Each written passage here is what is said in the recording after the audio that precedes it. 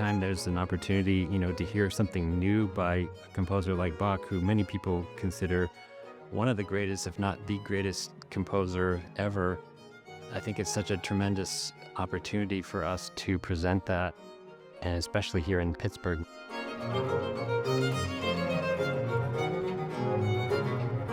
It's this very small ensemble. We're in the hot seat. We have to play beautifully, make a beautiful sound. It's a beautiful texture. It doesn't sound like a violin consort, and it doesn't sound like a modern orchestra. A work that was last performed during Bach's lifetime. Very unique for Bach's collected work to have this type of instrumentation, and that it so specifically is complementary to Chatham Baroque's instrumentation. It's a world premiere. Who doesn't want to see a world premiere?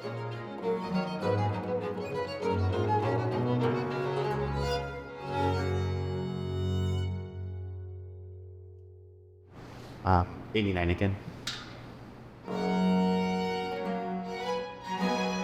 So Bach's Markus Passion is one of a few passions that he wrote during his lifetime. There are two that we all know and love today, the St. John Passion and the St.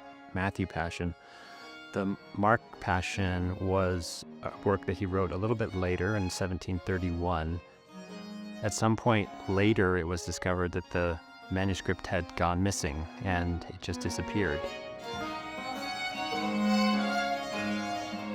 It's not a complete piece, so it's based on an existing, or as the word that's used is, it's a parody of another work by Bach. It's all rather confusing, actually.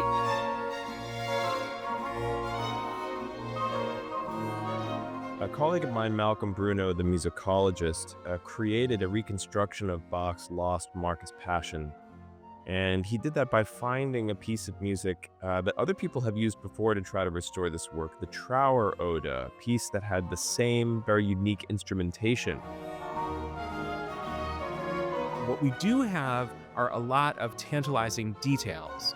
We know that it was written for an orchestra that included 2 lutes and 2 gambas, and that's very unusual.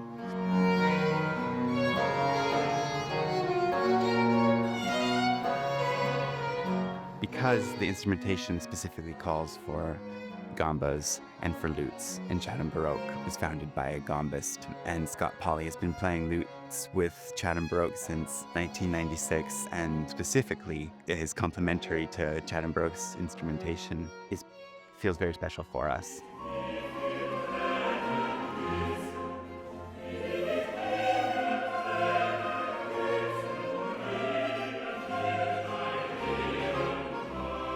So he took this funeral music as the basis and then went to his text writer, his librettist, and said, we have to do another passion because Good Friday is coming up again.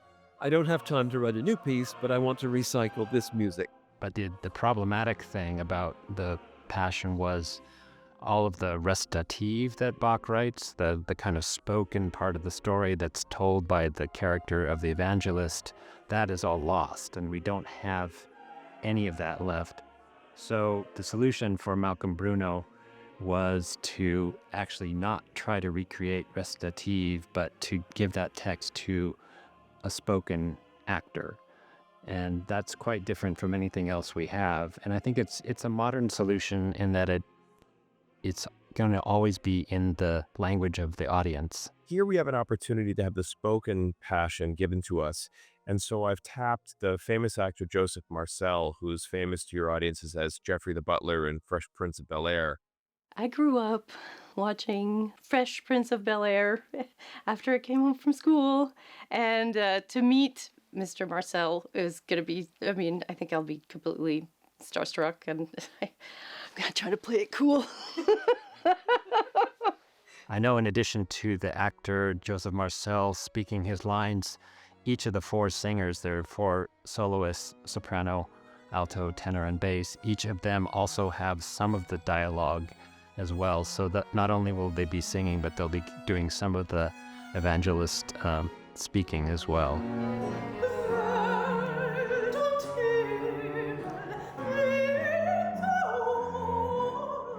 in this iteration of Bach's St. Markus Passion, there are only 4 singers. So each of us have the responsibility of 2 arias, and we also will be singing all the choruses and the chorales.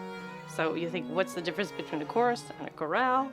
A chorus has more of a contrapuntal writing, which means sometimes the bass comes in and the alto comes in and the tenor comes in and so we kind of chase each other in the music, and it's much more complex musically, whereas a chorale, it's more of a reflection, it's more of a meditation on what's happened and how we should feel about it, and like a Greek chorus.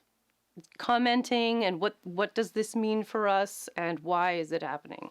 The story of the Markus Passion, like all of the Passions, is about the last few days of the life of Jesus Christ leading up to the crucifixion. Jesus cries so loudly. He cried so loudly, heaven and earth heard him. But also I'm saying, okay, he died, but he's dying, he suffered for us to have heaven at the end of our lives.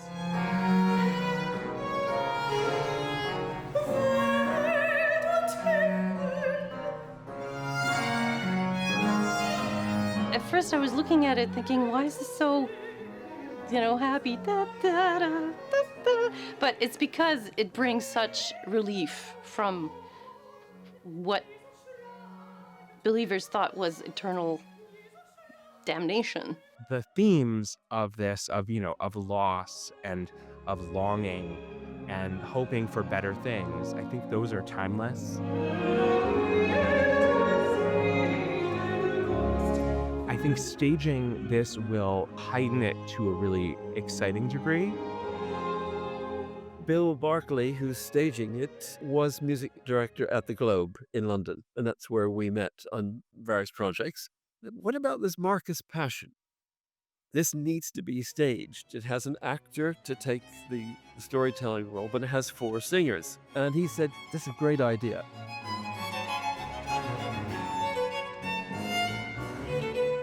All we can do is apply our best thinking, bring our open hearts and minds and do the best we can, and then sit there and watch along with all of your audience, and then for the first time experience what this was always meant to be. It's a very intimate rendering of Bach, and I think compared to the other Passions, it's a little more personal, but it's also maybe more approachable because I think it's just a shorter work.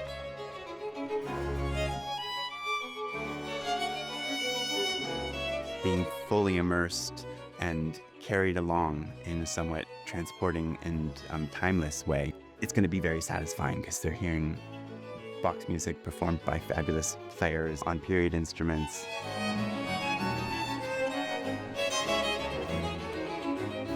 There's no conductor.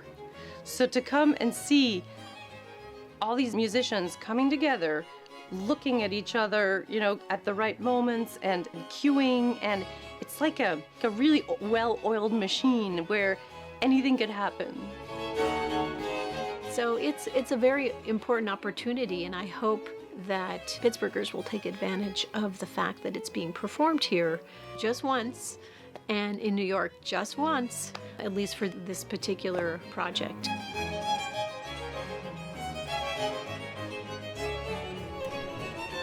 We're really building this in real time, and we're doing it for your audience at Carnegie Music Hall in Pittsburgh in this grand, spectacular venue. And it's just a wonderful opportunity for us to discover what this piece is.